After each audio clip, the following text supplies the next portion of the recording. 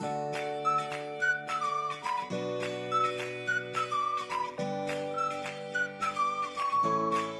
friends, welcome to ஆச்சையின் அறுசுவை.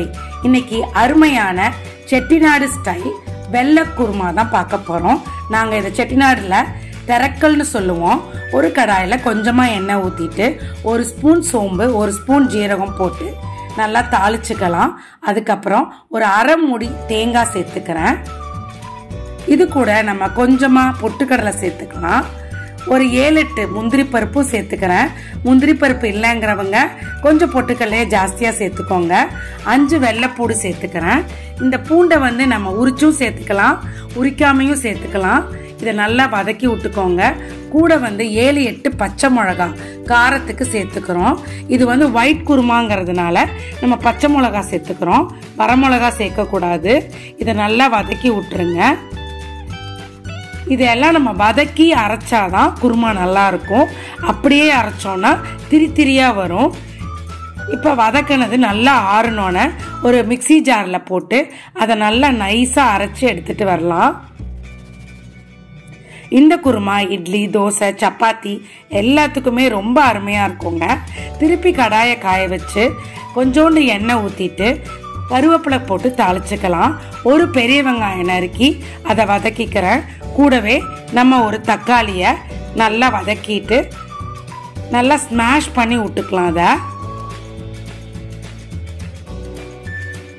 இந்த குருமால நம்ம எல்லா காயும் போடுறதுனால ரொம்ப ருசியா இருக்குங்க. இப்ப தேவையான அளவு உப்பு சேர்த்துக்கிட்டேன். அது கூட இப்போ ஒரு உருளைக்கிழங்க சின்ன சின்ன கியூப்ஸா நறுக்கி வச்சிருக்கேன். அதையும் ஒரு கேரட்டையும் நம்ம சேர்த்துக்கலாம். சேர்த்து நல்லா வதக்கி விட்டுக்கோங்க. வீட்டில் வேற என்ன காய்கறி இருந்தாலும் நீங்கள் இந்த காய்கறி குருமால சேர்த்துக்கலாம். இப்போ நான் காலிஃப்ளவரை நல்லா சுடுதண்ணியில் உப்பு போட்டு சுடுதண்ணியில் கொதிக்க விட்டு எடுத்திருக்கேன். இப்போ அந்த காலிஃப்ளவரை இது கூட சேர்த்துக்கலாம். எதுக்கு அந்த சுடுதண்ணியில் போடுறோன்னா அதில் புழுவெல்லாம் இருந்தால் போயிருங்க.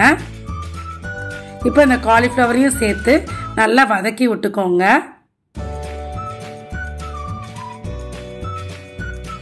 காயெல்லாம் நல்லா வதங்கினோன்னு நம்ம அரைச்சி வச்சிருக்க மசாலாவை இந்த வானலியில சேர்த்துக்கலாம்.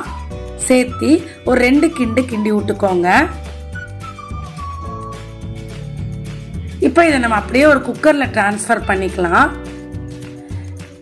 இந்த குருமால எல்லா காயும் இருக்கிறதுனால எல்லா சத்தும் நம்ம குழந்தைங்களுக்கு ஈஸியா கிடைச்சிரும். இந்த மிக்சி ஜாரில் இப்போ கொஞ்சமாக தண்ணியை ஊற்றி கழுவி அது கூட சேர்த்துட்டேன். இப்போ கூட கொஞ்சம் தண்ணி சேர்த்துக்கலாம். இப்போ இந்த குக்கரில் இந்த குருமாவை நம்ம மூடி வச்சு ஒரு சவுண்டுக்கு நம்ம எடுத்துக்கலாம். அதுக்கு முன்னாடி உப்பு போதுமாங்கிறத பார்த்துக்கோங்க. இந்த ஸ்டேஜில் உப்பு பத்தலைன்னா நம்ம கூட கொஞ்சம் உப்பு போட்டுக்கலாம். இப்போ மூடி ஒரு சவுண்ட் வச்சிடலாம். ரொம்ப நேரம் வேக விட்டுறாதீங்க, காய் குழஞ்சிரும். அதுவும் காலிஃப்ளவர் குழஞ்சிச்சுன்னா நல்லா இருக்காது. ஒரு சவுண்டு போதும். இப்போ நான் எடுத்துட்டேன் பாருங்க, இந்த மாதிரி நமக்கு இருக்கும். இப்போ அடுப்பை மூட்டி நம்ம ஒரு 2 கொதி கொதிக்க வச்சுக்கலாம். நல்லா கொதிச்சோன்னு அடுப்பை ஆஃப் பண்ணிட்டு ஒரு பவுல்ல கொஞ்சமா கொத்தமல்லி போட்டுட்டு இந்த கொதிக்கிற குருமாவை அதில் எடுத்து ஊற்றிக்கலாம்.